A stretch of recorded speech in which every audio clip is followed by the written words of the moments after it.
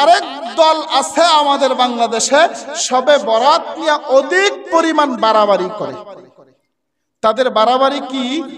শবে বরাত মানেই হলো 12 রাকাত নামাজ পড়তে হবে, এই নামাজের মধ্যে উমুক উমুক সূরা পড়তে হবে, হালুয়ার আয়োজন করতেই হবে, রুটি বানাইতেই হবে, গরুর গোশত কিনতেই হবে, মসজিদ লাইটিং করতেই হবে, বিরিয়ানি আর জিলাপির ব্যবস্থা করতেই হবে। এটা হলো বাড়াবাড়ি। বলেন এটা কি? কথা বলেন না কেন? এটা কি? এটা হলো বাড়াবাড়ি। আরে ভাই, হালুয়া রুটির সাথে শবে বরাতের কোনো সম্পর্ক নাই। মসজিদ আলোকসজ্জা বিরিয়ানি আর জিলাপির মধ্যে শবে বরাতের কোনো সম্পর্ক নাই।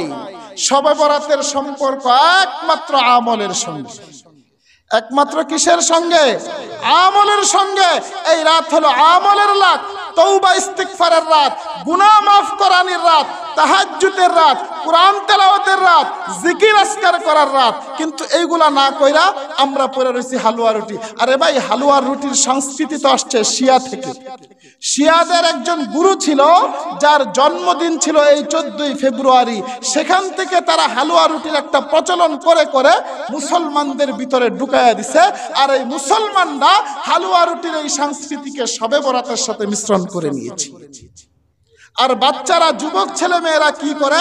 শবে বরাত মানে আতশবাতি ফুটাতে হবে। ঢাকা শহর গিয়া দেখেন কোন একদিন শবে বরাতে, আইরে ভাই ঘুমানো যায় না আতশবাতি ওই ফটকা ফুটানোর জন্য। কেন? এই সমস্ত সংস্কৃতি আসছে হিন্দুত্ববাদী থেকে, মুসলমানদের সংস্কৃতি থেকে এটা নাই। আচ্ছা, আমি একটা হিসাব মিলাই আপনার সাথে। দেখেন, শবে বরাতের রাত্রিতে আপনি হালুয়া রাটির সংস্কৃতি যদি করেন, আপনার ঘরের মধ্যে 2 থেকে 3 জন মহিলা আছে। কয়জন মহিলা? 2 থেকে 3 জন।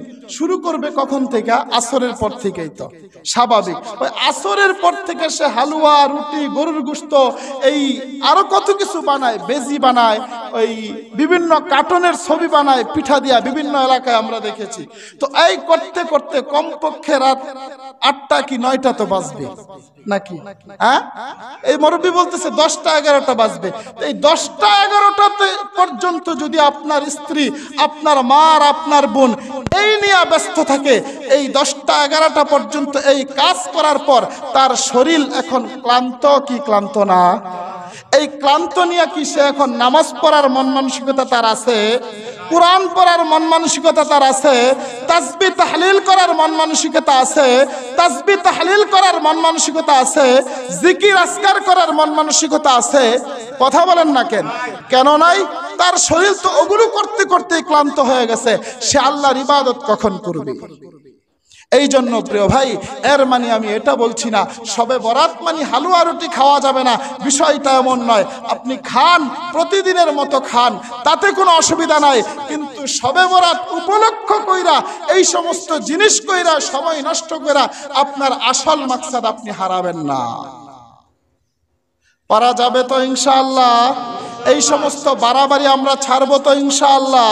শবে বরাত মানেই হলো আমল, শবে বরাত মানেই হলো ইবাদত, শবে বরাত মানেই হলো তাওবা ইস্তিগফার। প্রিয় ভাই, সারা বছর গুনাহ করেছি, অন্যায় করেছি, পাপাচার করেছি, অপরাধ করেছি।